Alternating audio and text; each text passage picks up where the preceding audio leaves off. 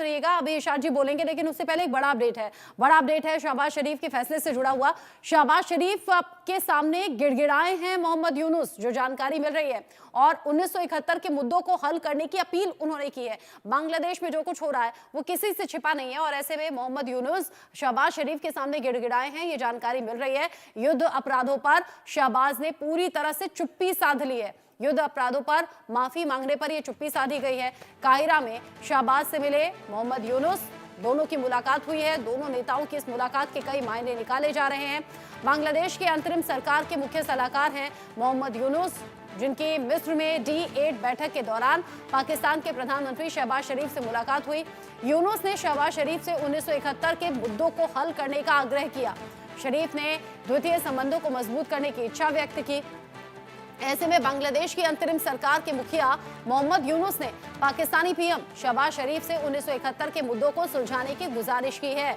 यूनुस ने कहा कि 1971 दोनों देशों के रिश्ते में अड़चन की तरह है, ऐसे में इसे सुलझाया जाए ताकि ढाका को इस्लामाबाद के साथ अपने संबंधों को आगे बढ़ाने में मदद मिल सके। हालांकि शहबाज ने बांग्लादेश की पाकिस्तान से 1971 के युद्ध अपराधों पर माफी की पुरानी मांग पर चुप्पी साध ली। 1970-71 में बांग्लादेश में जब पाकिस्तान से अलग होने की लड़ाई चल रही थी और पाक फौज ने बंगाली लोगों पर जमकर जुल्म ढाए थे, ऐसे में बांग्लादेश में एक बड़े वर्ग की मांग रही है कि जब तक पाकिस्तान युद्ध अपराध के लिए माफी नहीं मांगता तब तक रिश्ते सहज हो नहीं सकते।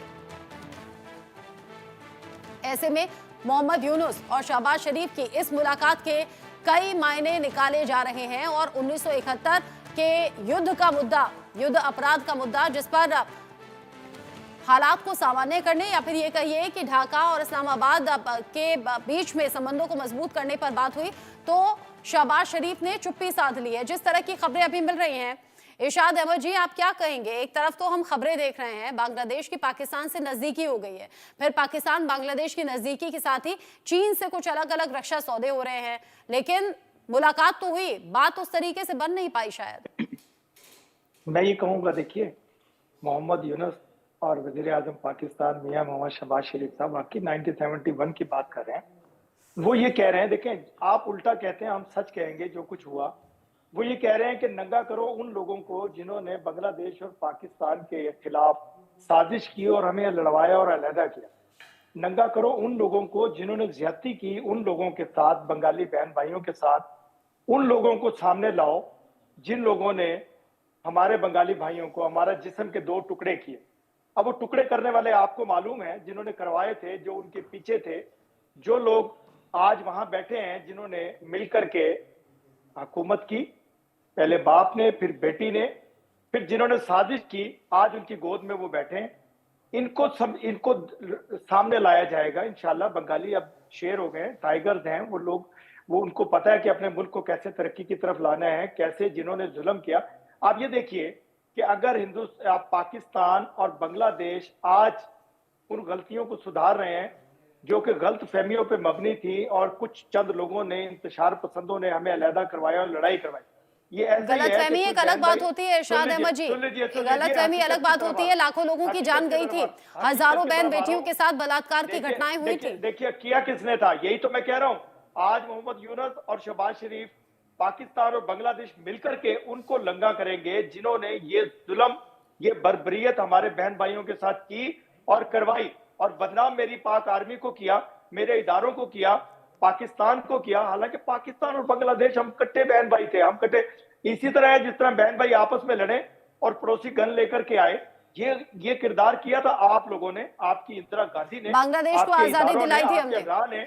आपके गर्व से आज विजय दिवस मनाते हैं, बांग्लादेश को आजादी दिलाने का काम किया था हमने। बहन बेटियों की इज्जत लूटी जा रही थी, उन्हें आजाद कराया था हमने। फौजी थे, आपके इदारे थे, बदनाम हमें कर रहे थे, कर आप लोग रहे थे, आज तक कर रहे हैं। आज कहाँ गई है? पाकिस्तान का हिस्सा था ना बांग्लादेश, इरशाद अहमद खान, पाकिस्तान का हिस्सा था ना बांग्लादेश। क्यों बांग्लादेश अलग करने के लिए ये पूरी लड़ाई लड़ी गई? क्यों बांग्लादेश में लोग इस जुल्म की इंतहा को पार कर रहे थे? वो कह रहे थे कि हमें किसी भी तरीके से निजात चाहिए। और देखिए, जो बांग्लादेश पाकिस्तान से आज अलग हो गया है ना, पाकिस्तान के अलग अलग प्रांतों में आज वही मांग उठ रही है। बलूचिस्तान को देख लीजिए आप। नहीं, ऐसा कुछ नहीं है, ऐसा कुछ नहीं है। क्यों कि मेरे इदारे उस वक्त जरा आपने बंगालियों को इतना खिलाफ किया, इतना उनके साथ जुल्म आपने अपने इदारों के थ्रू, रा के थ्रू, एजेंसियों के थ्रू अपने करवाते रहे और नाम लेते रहे पाकिस्तान आर्मी का।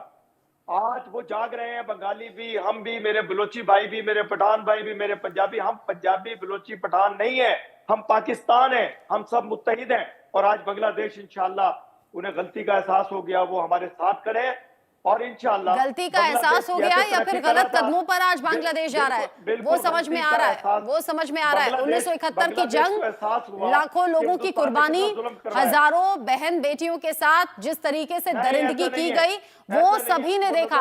1971 में बांग्लादेश अलग आजाद हुआ और हाँ, हिंदुस्तान बड़े दोस्त की तरह, बड़े भाई की तरह बांग्लादेश का साथ देता हुआ नजर आया, जब लोगों को उस जुल्म, उस जंग के हालात से निकालकर अलग देश के तौर पर स्थापित किया गया। लेकिन आप कहेंगे कि गलत हुआ था तब, आप कहेंगे कि आज सही हो रहा है, और हम बांग्लादेश की चिंता इसलिए कर रहे हैं कि बांग्लादेश आज उसी खाई में जाने की कोशिश कर रहा है जिस खाई से वो निकल कर आया था।